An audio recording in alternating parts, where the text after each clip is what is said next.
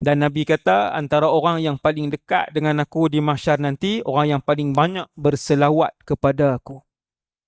Sallallahu alaihi wasallam. Yang paling banyak berselawat kepada Nabi SAW, itu antara yang dekat dengan Rasulullah. Mahsyar kan luas. Kita dalam masjid ni 1,000 orang pun saya tak nampak dah duduk belakang kali. Lena ke dengar ke saya tak tahu. Yang duduk belakang sekali kan, saya tak nampak lah, tapi muka tak. Hak ni baru 1,000. Di mahsyar esok, di mahsyar nanti ada ratus bilion wallahu alam manusia, saya tak tahu. Ramai.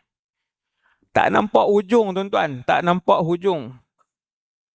Siapa yang pernah pergi haji, baru ni saya pergi haji tahun lepas lah no. Ni tahun baru kan.